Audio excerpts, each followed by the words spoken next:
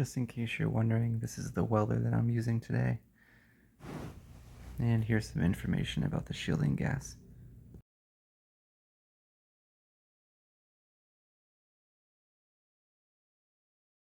There's a lot of really good information on this chart.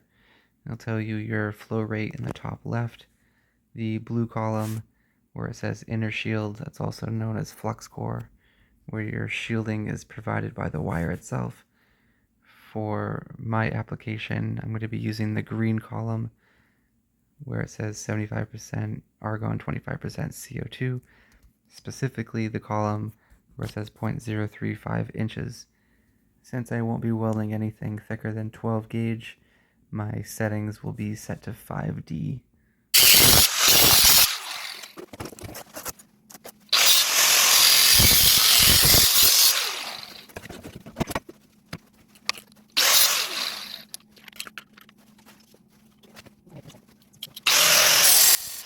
If you watched my previous video, you might remember that I said when I grind excess material away, I'll apply a moderate amount of pressure to the material, and when I'm about 1/16 of an inch away from the base metal, I'll ease up on my pressure.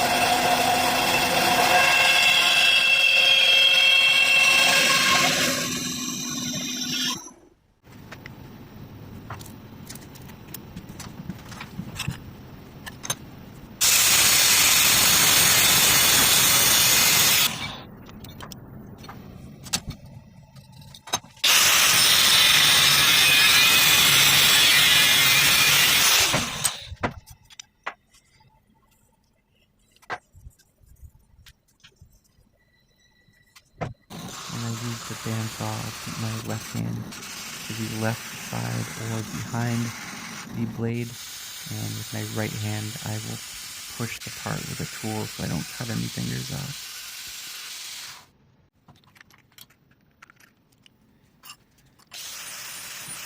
And just going around the part real quick to deburr and very lightly to get the surface rust off.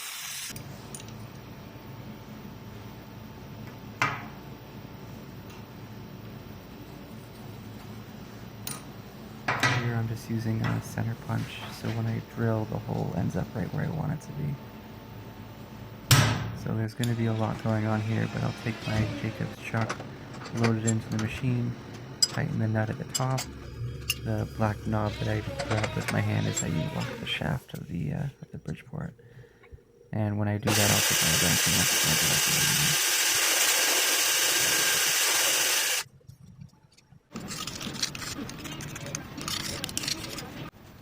I'm setting my angle to 72 degrees so I can draw a line, and once I have the bottom of the tire lined up to the leading edge of the table, I'm going to trace this circumference, and I'm also going to measure up about 3 inches from the top of the tire to the bottom of the head tube, and I'm going to continue that circumference all the way around. I'll also measure about 10 inches up from the leading edge of the table, and that's going to be the bottom of the chassis. From there, I'll just freehand the rest of the frame.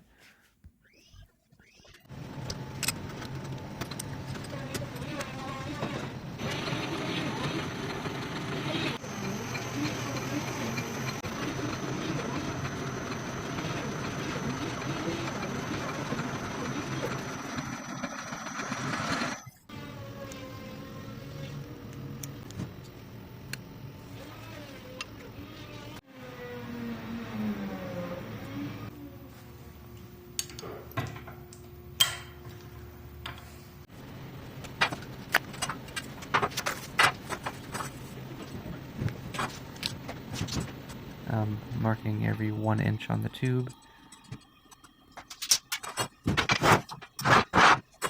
And those marks will line up with the center point of the tube bender die. I know I said I was going to use a tubing roller in a previous video, but because of the S-bend, how close those two double bends are to each other, and the tubing bender was the way to go.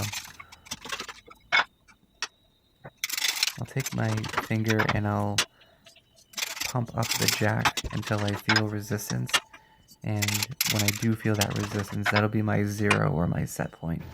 From there I'll take the handle and I'll pump it another 5 or 6 times, as long as I'm consistent throughout the entire bend. Another thing that I'm doing as I'm bending it is I'm trying to make sure that my pipe is lined up. Earlier on you saw that I taped a spacer to the far end of the tube, and that's to help with the alignment.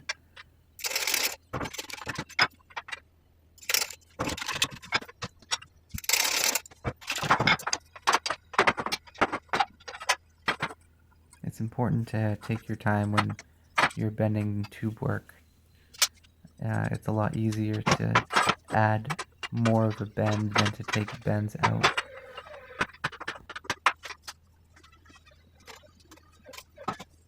This next bend, you'll see that I didn't have it clocked correctly, but I'll fix that after.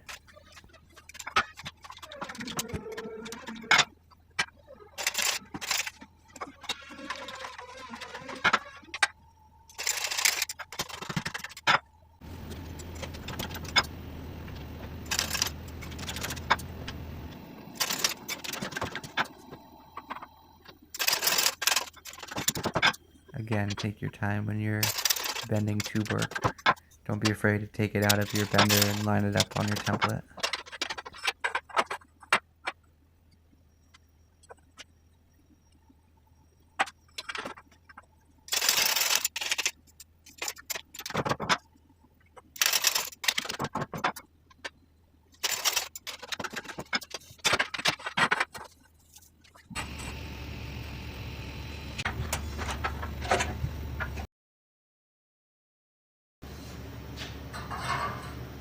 This was the first time I've used a tubing bender and knew that there were bound to be mistakes. So a couple of tweaks there, and I sight down it, and it looks pretty good. I'm just tracing the contour for my fish mouth cope. You'll notice that it's not even a third of the diameter of the tube I'm coping. I'm lining up the bottom of my chassis to that 10 inches that I originally measured, and then I'm just going to cut this so I can weld on the head tube.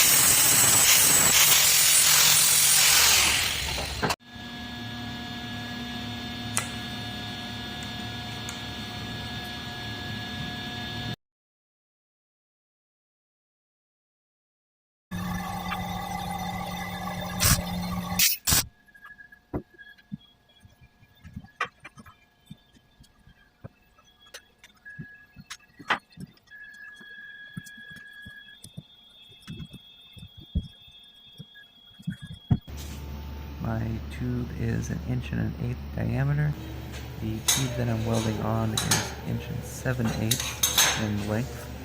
That's a difference of 3/4 inch. So to center that tube, I need to shim up my chassis by 3/8 inch.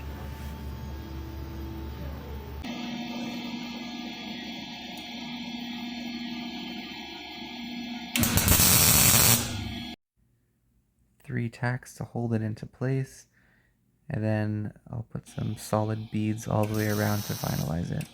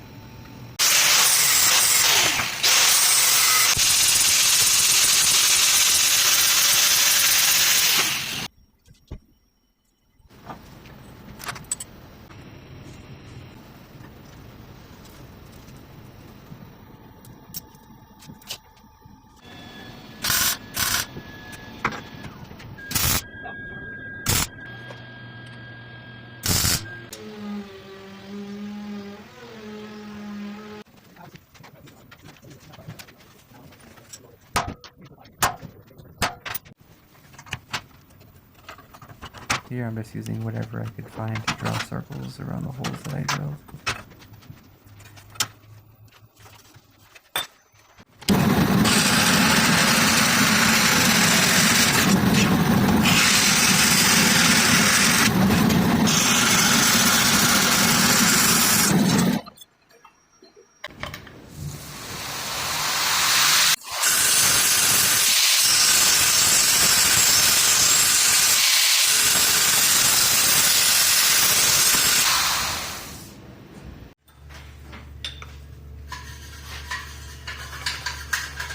I'm just using a piece of 1-inch square tubing to leave a witness mark on the seat post.